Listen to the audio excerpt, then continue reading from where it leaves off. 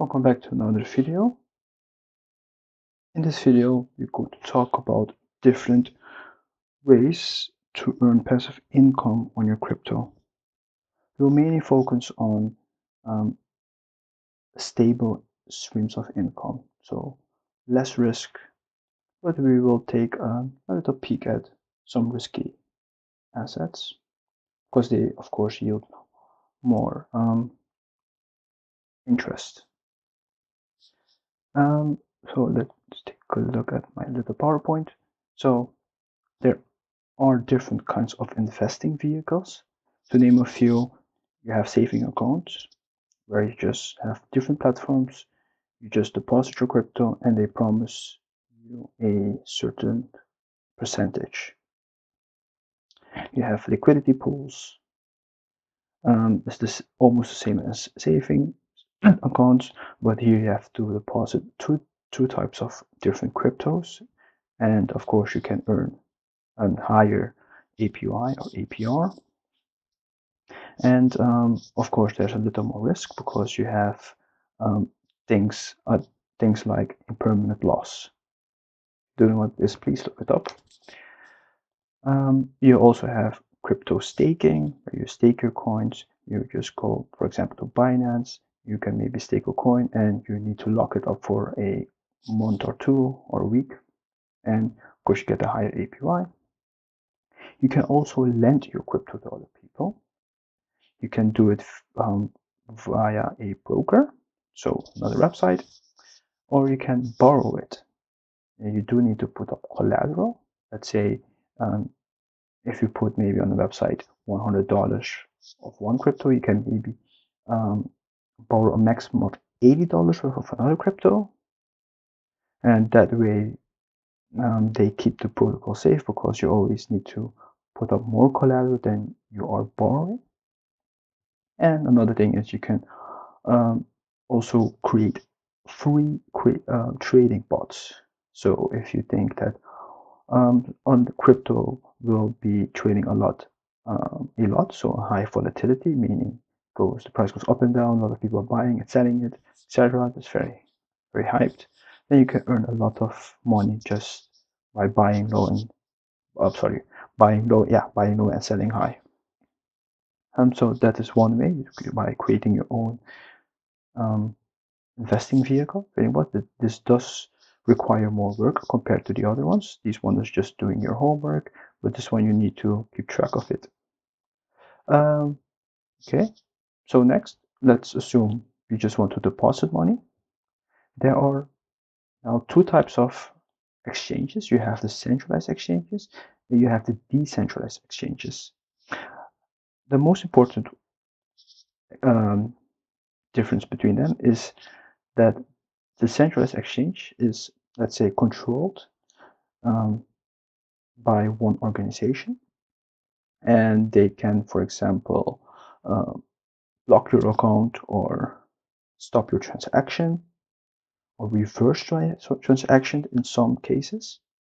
And most of them you do need to upload your documents like driver license or passport, or make a selfie to prove that you are real and not a scammer and you don't have any background, because in some countries crypto is, for example, banned, and that's why these centralized exchanges require KYC. KYC stands for Know Your Customer.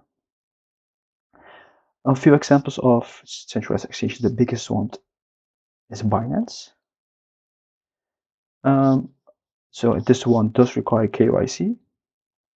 Another big one worth mentioning is QCoin. The reason why I mention QCoin is because they, at the time of shooting this video, they do not require KYC. So you can just create an account and you can just trade and buy coins freely. You don't have to upload anything. You can upload it, but it's not mandatory. Another one is Celsius. This one's pretty simple. This is like a crypto bank, literally. They just function like a bank. Okay, let's just take a quick look at decentralized exchanges. Decentralized exchanges is an exchange that is not controlled by one company. or a group of people. It's mostly decentralized, meaning that for one thing to change, the people need to vote, for example, and it's not the case that one person can stop transactions or block your account because you live in some place that restricts crypto. It's like the internet. If you use a VPN, you can just go to any website. That is something like a decentralized exchange. So they do not require KYC because there is no one to check it, and so yeah, nobody knows who you are. You're anonymous. Another thing worth mentioning is that you do need to do some extra work, like creating a MetaMask account is like a cold, sorry, not a cold, a hot wallet. It's like a wallet on your PC or your mobile phone so that you can transfer your crypto to that wallet, and you can use that wallet to trade on different exchanges. Another wallet is Trust Wallet, popular wallet. Of course, you have multiple wallets. You can also use your ledger in some cases. So yeah, I won't go too deep into that, but you do need to do more homework. This one is like the easy thing. You just need to submit your driver license, and you don't have to do extra homework. You just need to invest, do homework into your investments. And this one, you need to know some stuff, technical stuff. Some big exchanges or decentralized exchanges or Aave. Another one that I just recently started trading is Trader Joe, and the biggest on Binance network is PancakeSwap. Okay, so let's take a quick look at those websites. This one is Celsius. Of course, this one is a centralized exchange, so not all countries in the world have access to it. You do need to do your homework and see if your country is banned or if Celsius accepts it. Anyway, you can.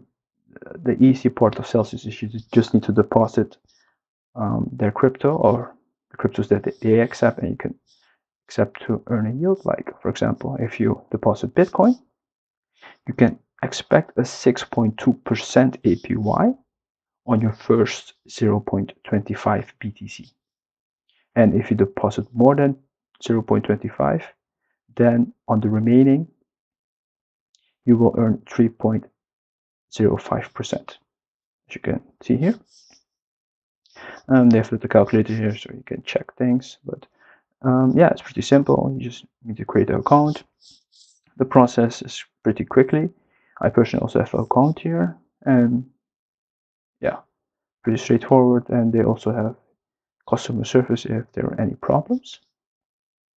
So yeah, it's basically just make an account, deposit your crypto, and yeah, just leave it there. Let's check out QCoin. Yeah, this one's the QCoin earn page. As you can see, you can earn a lot of APR, 45% if you just stake your coins 90 days. Won't go deep into that, but what I will mention is the USDT. If you deposit USDT on your savings account, you transfer, then you can expect to earn 7.15%. Yeah, this is saving. You can see all the savings. You can see the estimate and the 7-day APY. This, of course, is not fixed. This is just flexible, meaning that this can change anytime. And they also, of course, you have a reference. So if you deposit $10,000 USDT is a stable coin. If you deposit $10,000 worth of the stable coin, you can expect a daily earning of $1.95. And of course, they have other coins, but I like to look at the stable coins because that one is fixed. You don't have to worry about the price fluctuations. So that is QCoin. This website does not require KYC, but you can submit your details, but it's not mandatory. Okay, let's go to another centralized exchange. This one is Binance Earn. Of course, here you can see some of their popular coins and their earnings here. Incredible, yeah, 104%. And but of course, this one, the price can fluctuate, so be prepared, because this one of course has a lockup duration of 90 days, and this is a staking. But let's look at savings. This one has 7%, but there is here a little thing worth mentioning. You can only expect to earn 7% if you have a maximum of $2,000. So on the first $2,000, you earn 7%, and on the rest, if you deposit more than $2,000, you can expect a 3%, and if it's more than $75,000, you can expect 0.5%. So if you're like me, I don't have that much money, so I just would deposit USDT on Binance to earn 7%. And of course, it's a stable coin, and they also have BUSD, it's another stable coin, and you can also expect to earn 7%, but only up to 500 BUSD. And if it's more than $500, you can expect a 1%. So yeah, that is the saving. Here you can see flexible saving. Flexible saving meaning that when you deposit money, you can withdraw it at any time. You have lock savings, meaning you need to, when you click on subscribe, you cannot access your funds for maybe 7 days or 15 days. And we also have other activities, but of course, this is Binance Savings. It's pretty reliable. It's the #1 centralized exchange at the moment. It's one of the biggest exchanges. So yeah, let's take a quick look at their locked staking, meaning you need to, when you deposit your money here, you click stake now, you click the amount of money you want to deposit, you can expect to earn 38.9%, but this is APY, and it's not meaning that when I click stake now and after 10 days I earn this. No, you earn, you need to calculate this, but this one is the APY yearly, so you still need to divide by let's say 365 days times 10, and that is the amount of APY you can expect. That holds the same for all the other currencies. Please do not make that mistake. But yeah, when you stake it, you do need to wait that amount of days, but in some cases you can withdraw it earlier, but there is a penalty fee and all the other fees you do. Yeah, so it is possible, but you do need to look into it. You also have DeFi staking. This one's a little riskier, but of course you have different kinds. Okay, so these three were the 3 exchanges that we just briefly looked at. Now let's take a look at the decentralized exchanges. Let's just start with PancakeSwap. This is the forms where you need to deposit, for example, Cake and BNB, and then you can expect an APR of 35.93%. Of course, this one is not promised for a whole year. This can, of course, change. If one of the coins or both coins become less popular or less traded, then this one can go down. Or if more money gets deposited and the trading volume remains the same, then of course the APR goes down. So do keep that in mind. But so yeah. Oh, and do keep in mind impermanent loss. If you don't know this, please look it up. It can be very complex, but after some time you'll understand it completely. And of course, you have some very high APRs. My personal experience, these high APRs don't remain so very long, and they're pretty risky. Why? Because if one project has a very high APR like this one, the price of, for example, BTT can, for example, crash at any time if, for example, a whale decides to sell it. So keep that in mind, because they also are very low market cap. But of course, the opposite can also happen. These coins can also just skyrocket, go to the moon. Yeah, do your own research and know what your risk appetite is. This is the farm. You also have a pool section. That is,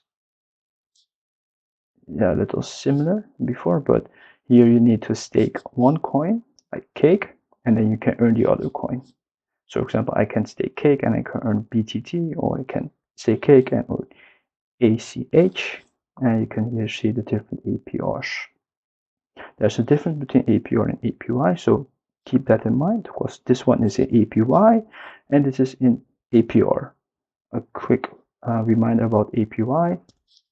APY assumes compounding, so every time you earn interest, it gets automatically added into your account, and it automatically you earn interest on that. APR, on the other hand, is the amount you earn without the compounding effect. In this case, manual cake, you need to manually restake your cake. So do keep that in mind. If you did not follow me, no worries. Just Google it. After reading it, it becomes more clear. Okay, so that is PancakeSwap. This is the #1 website on the Binance Smart Chain. Let's go to Avex. Sorry, not Avex, Aave. Yes, of course you have different versions of it. Yeah, I do not like Ethereum so much because of the very high gas fee, so I like to look at Polygon or Avex. Let's look at Polygon.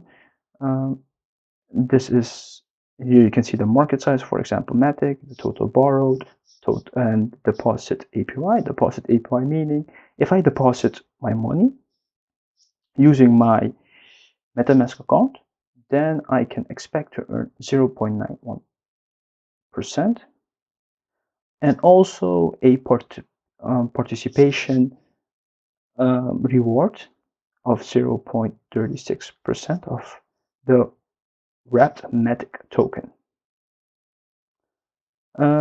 So yeah, and I can also, of course, borrow this token. And this is the variable borrow, not the stable borrow, meaning the variable borrow, meaning that this price can fluctuate. At the time, it's 4.29, but tomorrow it can maybe go up to 5% or maybe go down to 3%. So yeah, keep that in mind when you borrow it. Now Avex, same thing. So yeah, that's basically it. This is one of the biggest platforms because only the Avex market is $5.8 billion worth of crypto. And of course, it depends. You can see it changed dramatically. Yeah. And lastly, Trader Joe. It's like similar like before. You can see it's quite similar, all these protocols, but the only thing that is different is the yield. And of course, how big the market is. So yeah, here the same. You can see the amount of money deposited, liquidity, the amount traded, the fees generated 24 hours, and the APR. This APR is calculated by using the fees generated and the liquidity, and they calculate the yearly return. And of course, this is also flexible, meaning that this can change anytime. Be aware of that. So yeah, of course, they have different things like farming, launch, land, stake, etc. Do your own research, I would say. This was meant to be a brief overview on it. So yeah, if you have any questions, please leave a comment below. I hope you have a nice day. See you next time. Bye.